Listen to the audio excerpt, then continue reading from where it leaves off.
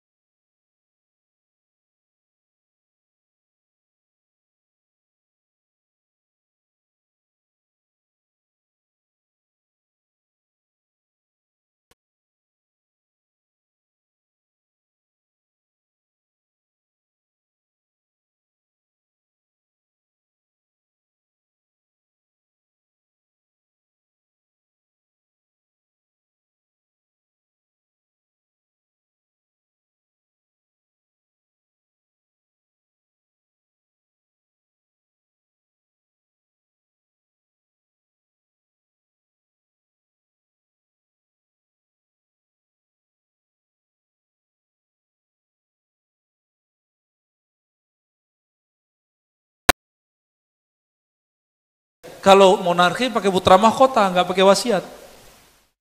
Oke? Itu udah dua sistem. Udah dua sistem khilafah. Apakah mereka ahli bid'ah? Enggak. Nabi nggak pernah ajarkan dan ini amrun maftuh, ini perkara terbuka. Yang ketiga, Umar sebelum wafat beliau sudah kumpulkan orang-orang Arab sekitar Mekah Madinah yang kemudian dipilih perwakilannya. Ada perwakilannya Abdurrahman bin Auf, ada Talha, Zubair, ada Ali, ada Utsman. Ya, disebut dengan tim formatur atau ahlul hil wal aqd. Wal aqd atau al aqd Ustaz. Al aqd ya.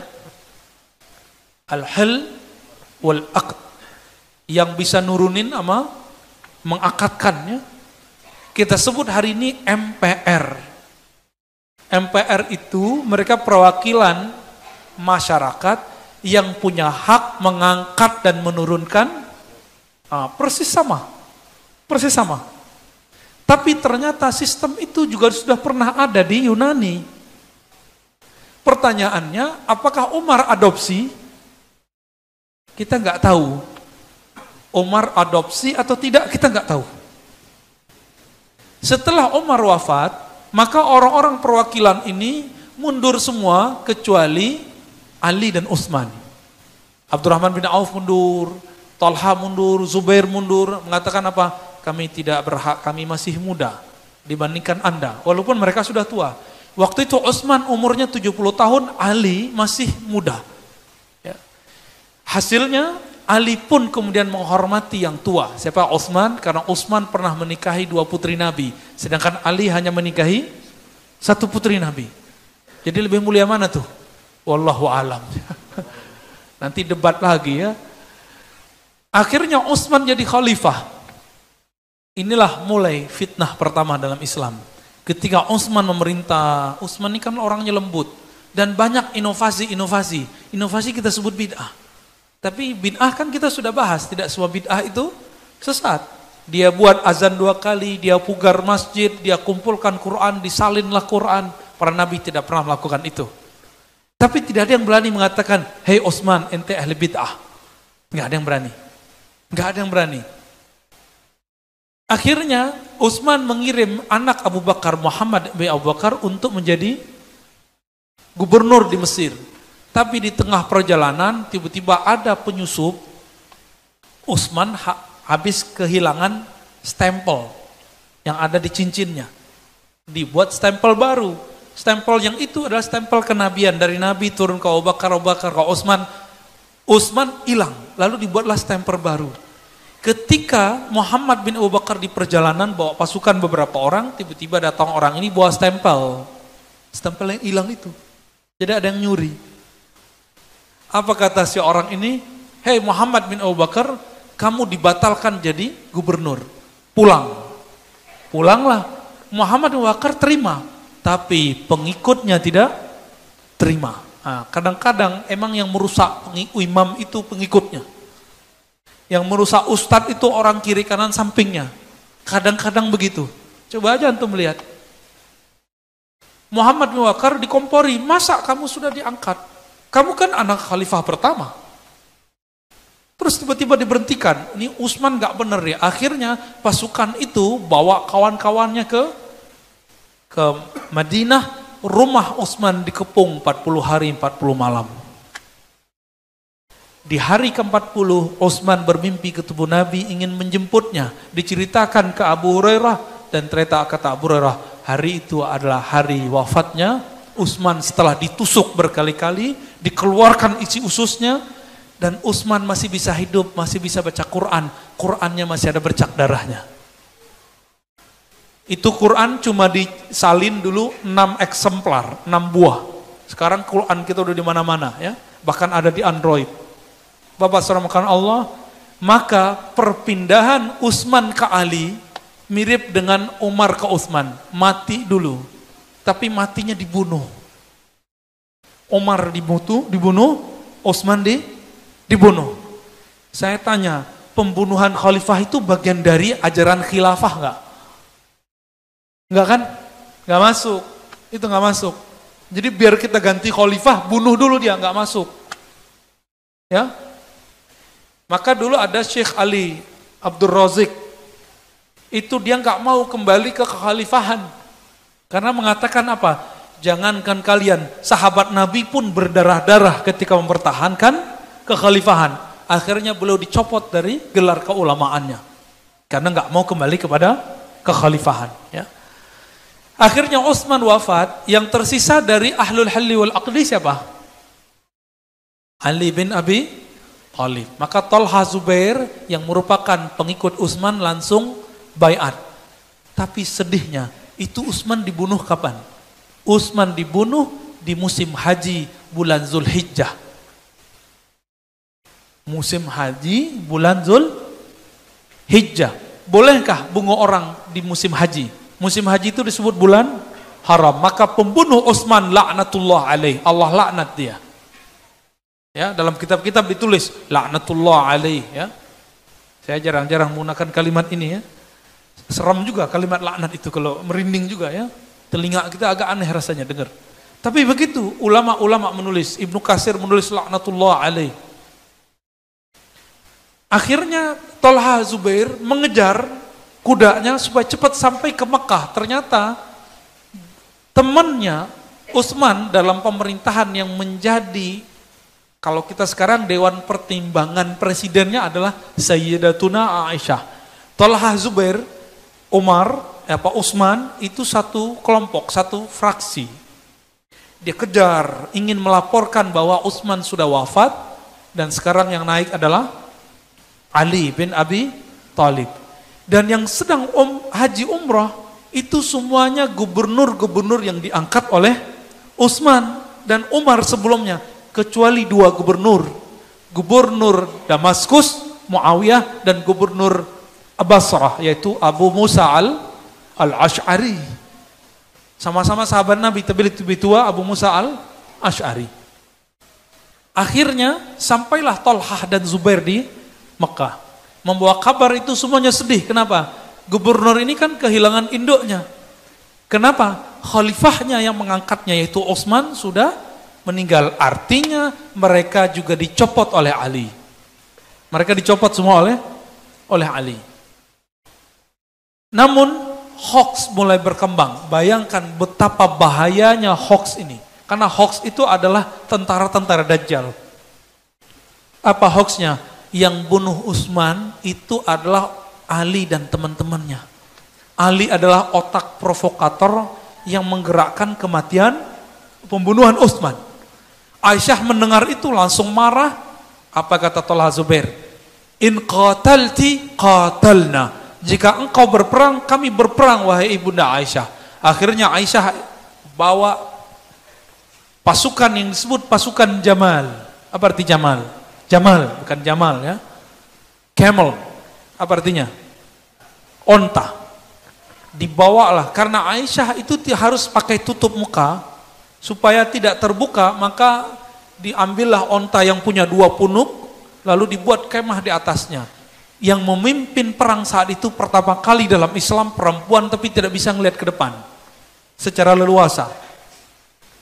Maka Ibnu Umar teringat, wah, saya teringat sebuah hadis, la yufliha qaumun, ya, tidaklah sukses satu kaum yang memimpin mereka seorang walla amrahum imra'atun, yang memimpin mereka adalah seorang perempuan. Itu Nabi lagi ngomong tentang orang Persia yang dipimpin oleh putri kecil. Kata Ibnu Umar, jangan-jangan mirip nih. Tapi Ibnu Umar sudah punya firasat, ini pasti kalah. Ibnu Umar waktu itu masih golput. Jadi gerakan golput itu emang sudah ada, tapi nggak banyak. Sampai di Madinah apa yang terjadi? Orang-orang Aisyah mengirim ke diplomat, utusan ke Ali. Terjadi dialog-dialog dan nggak selesai. Kata orang Aisyah, yang bunuh nih kalian, yang bunuh Utsman kalian. Kami nuntut, beri kami kesempatan untuk menghukum, atau Anda hukum pembunuh Utsman, atau jangan-jangan Ali sendiri bunuh Utsman. Apa kata Ali? Ali cuma jawab, lastu biqatilihi, aku bukan yang membunuhnya. Tapi Ali tidak mendatangkan bukti. Akhirnya orang-orang Aisyah kemudian marah. Sampai jam 5 sore, sampai jam 6 sore, perdebatan belum selesai. Makanya demo kalau sudah lewat jam 5, pasti chaos. Itu sejarahnya sudah jelas. Ini sejarahnya sudah jelas. Kira-kira tahun 37 ini ya, 37 Hijriah. Kita sudah membaca ini. Maka antum, siapa yang aktivis demo, tolong pulang sebelum jam 5. Kalau enggak kejadian lagi seperti zaman Aisyah dan Ali.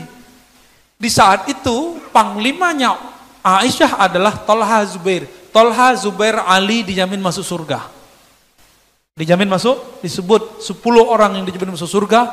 Ali, Thalha, Zubair. Thalha nomor 5, Zubair nomor 6. Ini masuk surga, ini masuk surga, tapi beda 01 sama 02. Ya kan? Yang memerintah saat itu siapa? Ali, 01. 02-nya siapa? Aisyah. Ada 2 orang dijamin masuk surga di kalangan Aisyah. Siapa? Thalha dan Zubair. Ada beberapa orang dijamin masuk surga di kalangan Ali.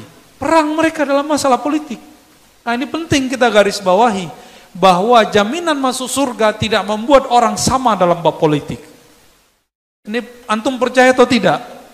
Percaya atau tidak? Ini buktinya. Terbenam matahari, tiba-tiba ada penyusup provokator. Saya curiga itu adalah orang yang disusupi oleh Abdullah bin Sabah.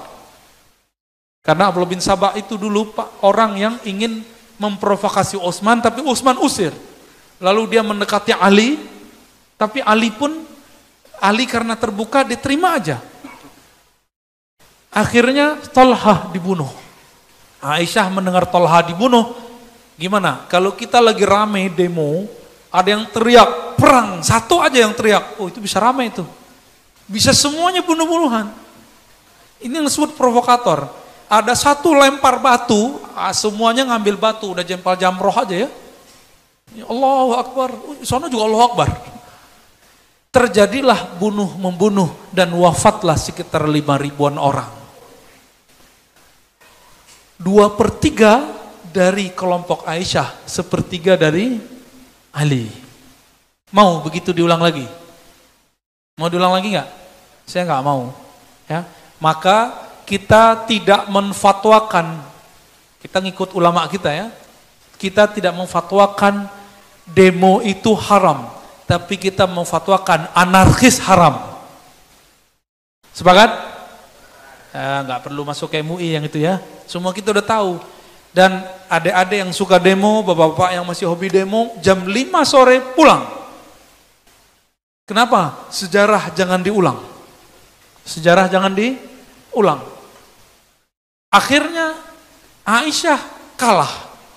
Ali kemudian disebutkan dalam sejarah yang sahih, mengatakan kepada istri Nabi, wahai ibunda Aisyah, sudahlah kita cukupkan perang. Sudah banyak yang mati. Aku antar engkau ke tempat. Akhir dikawal oleh banyak orang ke rumah Aisyah. Semenjak saat itu Aisyah kemudian lebih banyak diam dalam masalah politik. Tapi ternyata Aisyah punya konflik lama dengan Ali. Antum pernah dengar hadisul ifki? Hadis mengenai Aisyah dituduh berselingkuh. Pernah? Lalu Ali mengatakan ke Nabi, Aisyah di kamar. Apa kata Ali? Ya Rasulullah, talikha. Udahlah ya Rasulullah, talak saja Aisyah, kan banyak cewek-cewek di Madinah. Banyak aww di Madinah. Apa kata Nabi? Nabi diam. Nabi nunggu wahyu. Aisyah dengar. Nah, ini kalau istri-istri antum itu dengar ya. Ada tiba-tiba orang ngomong, tat, mas, itu talak aja istrimu. Istri antum dengar tuh orang yang ngomong, pasti dia benci sama orang itu. Atau minimal ada luka. Jadi Aisyah punya luka terhadap Ali. Tapi bukan kebencian iman, cuma keemosional sebagai seorang perempuan. Maka tidak benar orang Syiah mengatakan, man abghada aliyan fahuwa munafik. Siapa yang membenci Ali munafik. Itu benci karena Allah. Benci iman, bukan benci emosional yang itu, nggak masuk. Ya, saya pernah debat sama orang Syiah dalam bab ini. Insya Allah besok pagi kita bahas ya tentang Syiah. Maka kemudian selesai masalah itu, Ali berangkat ke Irak. Pergi ke Siffin, Di situ mau berperang dengan Muawiyah, orang yang setia kepada Utsman, yang masih percaya dengan kabar burung bahwa Ali lah pembunuh Utsman. Hoax lagi nggak? Jadi sahabat Nabi dijamin masuk surga aja karena hoax. Apalagi yang muka-mukanya belum tentu masuk surga ini ya. Itu WA-nya isinya hoax ya. Sampai berkokok itu hoaxnya. Jadi mereka pun kena hoax. Apa kata Muawiyah? Ali pembunuh berdarah dingin. Apa kata Ali? Muawiyah pembelot. Udah nggak ketemu, peranglah mereka di Siffin. Akhirnya kalah Muawiyah, tapi Muawiyah nggak mau kalah. Dia angkatlah mushaf. Dia ingat bahwa Ali itu paling takut dengan simbol. Takut dengan simbol Quran, simbol-simbol la ilaha illallah, takut. Akhirnya Ali mengajak, ayo kita damai, kita diplomasi. Dibuatlah namanya tahkim. Diutus dari Ali, diutus dari Muawiyah. Kalahlah Ali, pendek ceritanya begitu. Maka muncullah sistem yang berikut. Udah berapa? Tadi pemilihan langsung, wasiat, perwakilan. Terus dari Ali ke Muawiyah, sistemnya apa? Tahkim, arbitrase, diplomasi. Udah berapa sistem? 4 atau 5? Pemilihan langsung, wasiat, perwakilan, diplomasi atau arbitrase. Udah 4. Berarti sudah 4 sistem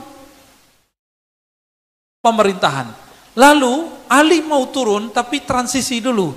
Yang memerintah saat itu PLT-nya, pejabat sementaranya adalah Hasan bin Ali, yang Nabi sudah ramalkan akan yuslih baina ta'ifatain, yang akan mendamaikan antara kelompok simpatisan Ali dengan simpatisan Muawiyah. Selamat sudah, berarti sudah berapa? Udah 5. Lalu Muawiyah naik, Muawiyah meninggal, dia angkat sebelumnya putra mahkota siapa? Yazid. Muncullah yang ke-6, itulah yang disebut pas 40 tahun dari Ali itu berhenti. Pas 40 tahun. Maka Nabi kita mengatakan khilafah yang mengikuti khilafahku 30 tahun, lalu setelahnya kembali menjadi monarki. Sampai 1924 kemarin berhenti monarki. Maka sekarang adalah masa untuk menyongsong kehancuran masa-masa otoriter. Jadi kita siap-siap. Kita siap-siap, namun jangan galau. Hidupkan sunnah Nabi, menjadi orang-orang yang mengkaji hadis bersanad, akidah bersanad, fikih bersanad. Insya Allah nanti kita pantas menjadi tentara-tentara Al-Mahdi. Tentara Al-Mahdi itu nggak mesti nanti menghancurkan negara Indonesia ini. Karena nanti, antum coba lihat, khilafah Turki Utsmani itu bukan berarti itu satu negara besar, enggak. Khilafah Turki Utsmani membawahi sekian kerajaan-kerajaan, ada ratusan kerajaan Islam, kecil-kecil, termasuk Samudra Pasai, Malaka, termasuk kerajaan Siak, kerajaan Pargaruyu, sampai ke Jawa sana. Semuanya mengatakan kami di bawah Turki Utsmani. Jadi nanti negara-negara kita ini kan sedang proses islamisasi. Gak usah khawatir, kita sudah nikah pakai ala Islam. Iya kan? Apalagi pergi haji, siapa yang jamin? Negara. Kalau di negara lain enggak, haji kita paling murah sedunia, Pak. Paham enggak? Jadi walaupun siapapun presidennya, haji kita paling murah sedunia. Paling murah. Di luar sana, haji itu mahal karena ngurusnya sendiri. Negara ini sudah mulai sangat Islami. Maka saya sudah dikabarkan banyak guru-guru kita yang ahli qalbu dan ahli sejarah dan ahli hadis. Kata mereka, semoga, bahkan bukan semoga lagi, insya Allah kebangkitan Mahdi dimulai dari sini. Amin. Ya, tapi berat juga nanti ya. Tapi Imam Mahdinya belum tentu tinggal di sini. Imam Mahdi pertahanan terakhirnya di Haramain, di Madinah. Karena Madinah itu dijaga oleh malaikat-malaikat. Maksudnya apa? Supaya negeri ini dijaga oleh Allah, jadikan negeri ini beramal seperti amal ulama Madinah. Itu maksudnya. Hidupkan sunnah Nabi Sallallahu Alaihi Sunnahnya bersanad, bukan sunnahnya berklaim. Ya, klaim doang, nggak ada. Harus buktikan sanadnya. Sehingga nanti kalau Imam Mahdi ditanya, mana bukti kamu ikut Imam Muslim, ikut Bukhari, kita tunjukin sanadnya. Baru betul ya, karena Imam Mahdi itu menggabungkan semua mazhab, semua manhaj, semua aliran ada di tangan beliau. Ada di tangan beliau, ya. Udah panjang sekali ceritanya nih. Saya sudah lama nggak cerita ini ya, saya pendam-pendam cerita ini ya. Dan khilafah yang akan nanti muncul, ini kabar gembiranya. Jadi mohon maaf, saya sedikit beda dengan kawan-kawan saya di luar sana. Bagi saya demokrasi itu adalah cara Allah untuk umat Islam menyongsong kemunculan Imam Mahdi. Karena kalau monarki nggak mungkin Imam Mahdi muncul. Kalau pakai monarki, Imam Mahdi nggak pernah diangkat menjadi putra mahkota. Tapi kalau pakai demokrasi, siapapun bisa jadi siapa. Imam Mahdi ini nanti popularitasnya akan berkembang. Baru kemudian khilafah ala minhajin nubuwah itu muncul. Dan itu tidak mungkin kecuali kepada orang yang berakidahnya sahih. Semoga kita termasuk tentara-tentaranya. Tentaranya Mahdi bukan bawa senjata dan panah dan berkuda saja, tapi juga masalah ekonomi, masalah militer, masalah pendidikan, semuanya. Seperti Rasulullah SAW membangun tentaranya di Madinah. Ada tentaranya yang bergerak di bidang pendidikan, ada yang di bidang penginapan, ada yang di bidang militer, ada yang di bidang kuda, ada yang panah. Di masa Rasulullah betul, dulu teknologinya cuma pakai panah. Maka pengikut Mahdi nanti harus menguasai juga senjata-senjata modern. Meskipun nanti semuanya hancur kembali ke masa manual, itu nanti pikirnya. Ya. Namun ingat, jangan untuk gerakan terorisme. Imam Mahdi tidak meridhoi orang-orang pelaku terorisme. Enggak, ya. Tapi di Indonesia sudah banyak Imam Mahdi ya. Di Dumai sudah ada satu tuh, udah wafat juga ya. Udah jadi Imam Mahdi bentar lagi ya. Nggak nyampe 7 tahun jadi imam dia. Berarti nggak cocok dengan hadis itu. Thayyib. Bapak saudara Allah, nah inilah pandangan lain setelah membaca Al-Quran, Sunnah, dan beberapa sejarah-sejarah mengenai khilafah. Alhamdulillah untuk berbicara ini, saya sudah menyiapkan bertahun-tahun lalu dengan membaca Al-Bidayah wa Nihayah 14 jilid, karya Imam Ibnu Katsir, dan kitab Imam Asyuti tentang khilafah, dan kitab-kitab ulama lainnya. Sehingga kalau ada orang ngaku di luar sana, aku paling mengerti khilafah, tunggu dulu, ente sudah baca belum Al-Bidayah wan Nihayah? Sudah baca belum khilafahnya Imam Asyuti? Kalau ilmunya pakai Google doang atau pakai buku-buku terjemahan doang, kita nggak percaya. Ya. Namun saya tidak mengatakan saya paling mengerti tentang khilafah. Pasti ada yang lebih. Fawqa kulli dzi ilmin alim. Di atas orang alim ada orang alim. Bapak saudara Allah, tafadhol. Kalau ada tanya jawab, silakan Ustaz Arnof bacakan.